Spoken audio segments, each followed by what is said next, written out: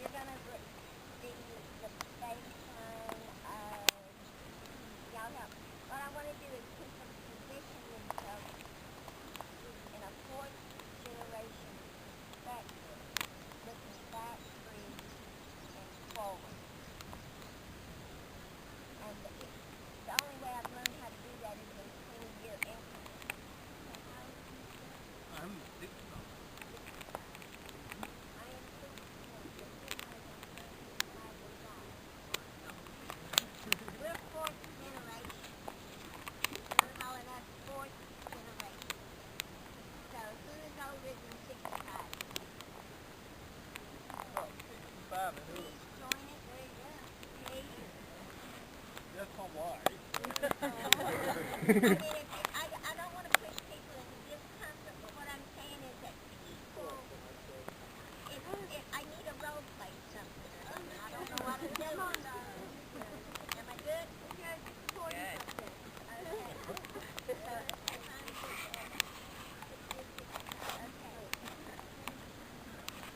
I said we're the fourth generation. All right. Okay. If you have 20-year increments, because we're 65, and we now have another, so we have some generations of age sisters. My mother still lives. I remember one grandmother.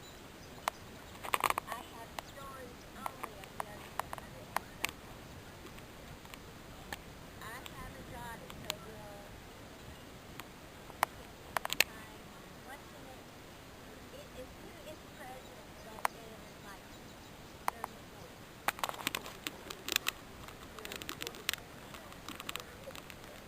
What was the number? 45. 45. Who's 45? 65. Okay. 45. Would somebody here stand just to represent? I don't know if it's not yet. That's the rest of you. And then the kids. Sorry. Who is here? Under 25? Under 25. That was me. Under 25. And under 25 all the way over there.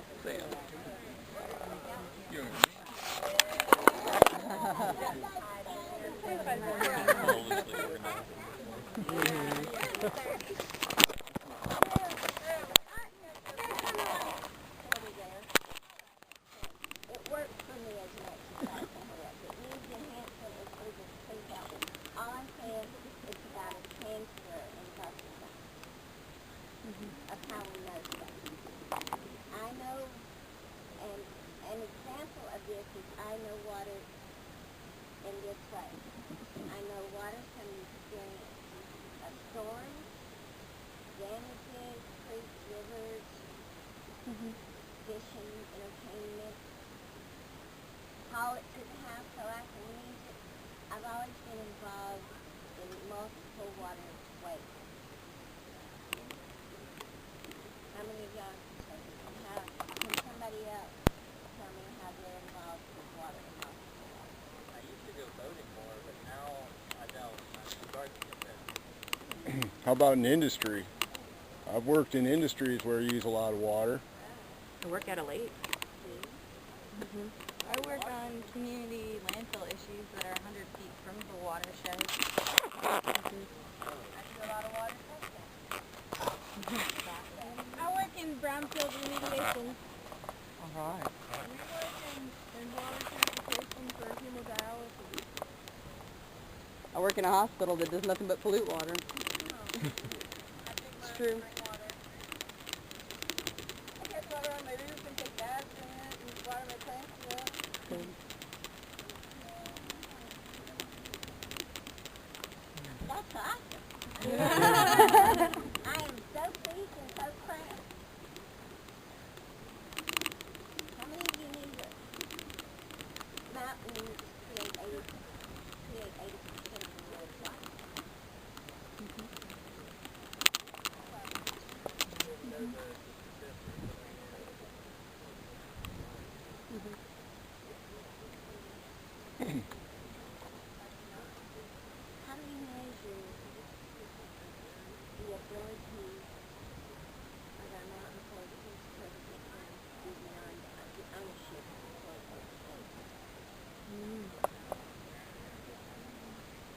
say that again?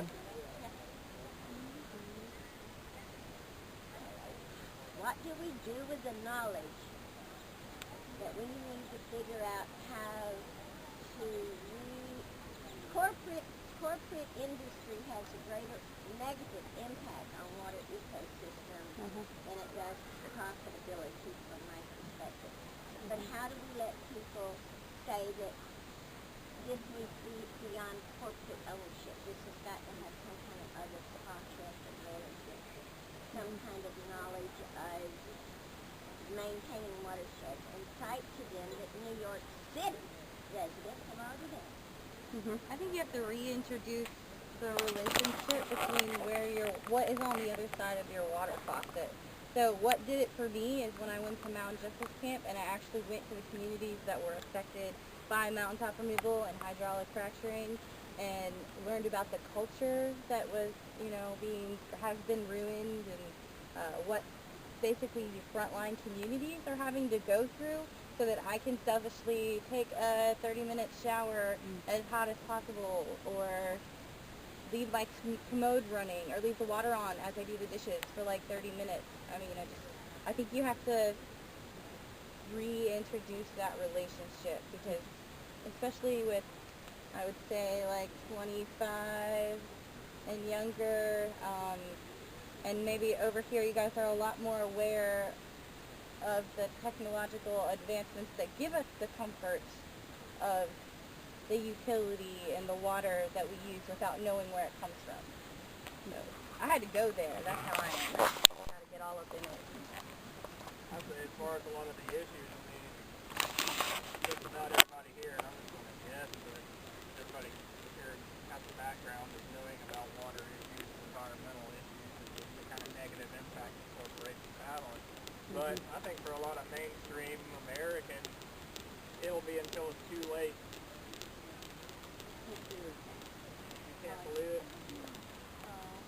I mean, we can try to say something, but... And most people get it, but they don't have alternatives. They don't understand what else to do about it. That's exactly right. And what I'm saying is in my community place, and I'm not trying to say that they're experts. But I'm saying I stepped out of the role that I was supposed to be playing, and I wasn't doing any good off my way, but I decided that I did like learning, and that I like a lot of different kinds of people, and the ones that wanted to play in the woods with me, and the ones that wanted to come play in the dirt with me, we could probably learn together. Let me put it a different way. I think it'll have to affect some people personally. Not everybody. Some people. I mean, you're talking about education, and the only way to really educate people is for them to get uncomfortable. And if people would get uncomfortable and realize the impact, then, then they're affected. As long as people have their luxuries, and it's, a spectrum, from like bad to all sorts of stuff, and none of it's bad necessarily if there's that mindful connection, but there isn't. I will build from your mindful connection with your permission. Yeah. For 40 years, people in my community have kind of been looking at that, and what would we do? How are we defining success, and what's the kind of community we need to create from a rural perspective?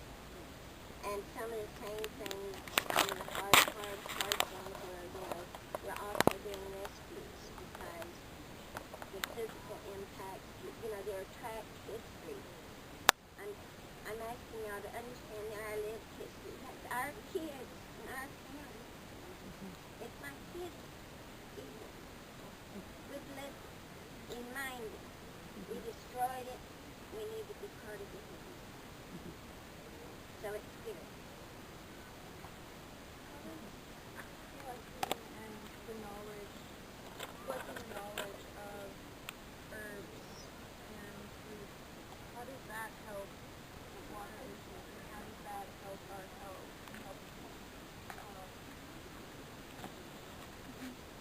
Can I speak? Sure. There's a lot of water remediation going on that God put in place that we're not familiar with yet. And I just came from a conference up in Massachusetts, and with all the fracking, I was talking to people from Pennsylvania, Massachusetts, Maryland, Virginia. And so there is a lot of water contamination, and there was a man up there that was doing water remediation of strip mines and cleaning up the strip mines, which really, he was looking at the watershed that was above him and knew that his water was no good because no insect, no salamander, no anything could grow in that water. And he's got pictures of it. It's acid red. And some of the plants that are coming through are Japanese knotweed, autumn olive, reed grass that grows on the side of the road. We don't plant it, God plants it. It's got that little red wave at the top. And all of these are reducing the heavy metal toxins and the contamination of everything. So without us working towards the knowing where the remediation is coming from, it's coming. It's already here. These plants are way ahead of us, like kudzu and bindweed are also remediators. Yes, and the mushrooms. The mushrooms are major detoxifiers. So before we get too far into herbal wisdom, when you learn a few things, you learn that the same plant that remediates the land remediates the body when it's not in such a toxic environment grown. And that's my hope. It only takes 1% of the population to know how to move forward. And that's where we're at, is moving forward with one plant at a time. Exactly. Yeah, now shut up. Sure. Last year I wrote the watershed management plan for Maui, Hawaii, and I've worked in water industry for like 15 years. What's that? Plan for what? The watershed management plan for Maui, Hawaii. Yeah. And Limited resource. and that whole process was really interesting because it's been the same. Like in my past, I'm a water resource engineer, so I do a lot of plant remediation for stormwater and stuff like that. And the one thing that's always really surprised me is how few people come out to the meetings that I go to. Like very few people come out and even have a voice. And I wish people really understood like how easy it is to change the course of any project by simply showing up. Yes. But what's even more important, like if you come to a meeting and so I guess my one wish would be for maybe everyone here to come to one planning board meeting or to Yes. one meeting on, and just kind of in the audience maybe speak your voice, but like a beautiful thing would be to join a committee because you can really change the course of the future. There's so many projects I've worked on where somebody said, what about there's a wetlands nearby there, and all of a sudden the whole project changed. It just completely, it was I amazing. would totally applaud that. And ask that you find an unincorporated community to parallel with you, because most of us in my rural areas live outside incorporated communities, and our political system input, output, export is like, We don't know yet. There's been like a historical intentional stopping of communities from incorporating. So there's a lot of like levels on which local government just doesn't exist. That being said, on the county level, on the regional level, on the state level, You don't have can't engage this work. Like we did lobbying for 7 years on cold slurry in West Virginia. The coast got hit. We've done work and now we have a moratorium on cold slurry. That is tied to people's community health because they're injecting underground and contaminating groundwater. So it's like there are ways to impact that kind of stuff without.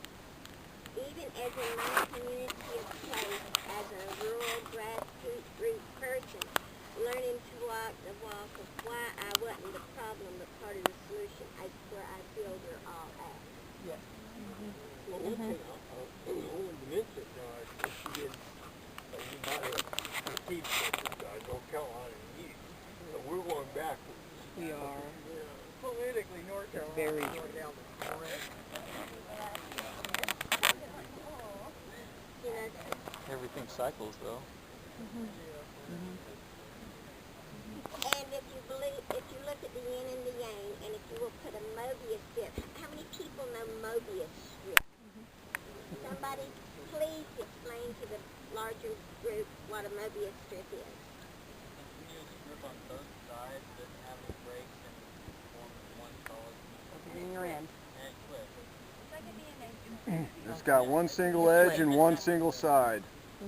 So one edge you can follow it all the way around, and that side you can follow it all the way around. So you go from the top to the bottom without realizing that you move from your perception of top to bottom. Your opinions change, your thoughts change. In the infinity symbol, please put yourself kind of like somewhere as a fourth generation looking forward back at three. I was wondering, and you have to go into it not assuming things and listen. The first and most important thing is to don't make assumptions and listen to people. And you spend a lot of time doing that first. That's like, I'd say 6 months to a year. You're just hanging out. Building relationships, listening to stories, talking to folks about this stuff. And you're not even going to necessarily be on topic all the time. You know, you're just going to be like learning about how people work, who they are, why they are, where they are, all this stuff. You just go into places open, and you can't. One of the things that has damaged Appalachian communities historically over and over again is outsiders coming in and saying, this is what you need to do, and you know what, they leave. They go. And we're left with whatever's what, you know? Yeah. And there's a lot of condensation that comes into play. There's assumptions about who is Appalachian, what is Appalachian culture, what does that mean to be Appalachian. And some of them are things that I bet a lot of folks here think are things. You gotta make a big effort to assimilate, and you can't put yourself above the community you're serving. You can't. I'm not saying I would personally. I mean, I know that you would, but what I'm saying is, in theory, you can't go into a community, especially around here, and say, all right, this is what you need. Sort of like what you said, but I know from sociology there's a concept called participatory model research, and it's community-based research. Yeah, so it's basically asking the community what they need instead of going in there and telling them what they need. Yeah, I was just saying because what is intergenerational? That's a very good question. That's all I And I want to ask you for since you kind of beginning to know, and I want to continue our discussion with you. All right, John. All right, does anybody want to go under the pavilion or anything? I think it's cleared up over there. Yeah.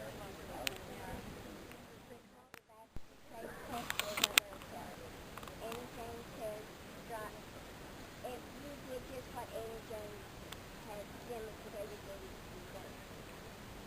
You said, I don't want to walk on toes and hurt you and kind of like it with it. And what I'm saying is, people are already coming in. How do you change ways we're entering? My training says you have to decide. I helped create the Clear Fork Community Institute, which came out of doing other kind of place-based development in my training. We do local and global political reform, blah, blah, blah, blah, blah, blah. I did all that stuff because I loved about the world and wanted to see the world and who was there. And because I learned that more women like me globally than there are in the United States. And we are stepping up because I just did one organization on about 100,000 grassroots women in China because we were members of groups that grassroots organizations operating together in sister units. International Self-Help Mutual Health Development Bank. We were there because the National Congress of Labor presented to us as a political transcript by winning the award to live in public house. They understand. So, I guess what I'm saying is we bring a lot of knowledge to the table often. But somehow that knowledge isn't being connected to where it needs to be. Because that's systemic change. So I tried to use my route and it didn't work on systemic change. So I looked at the systemic change argument and damn, look who I'm in. I love it. My position is, you're going to see,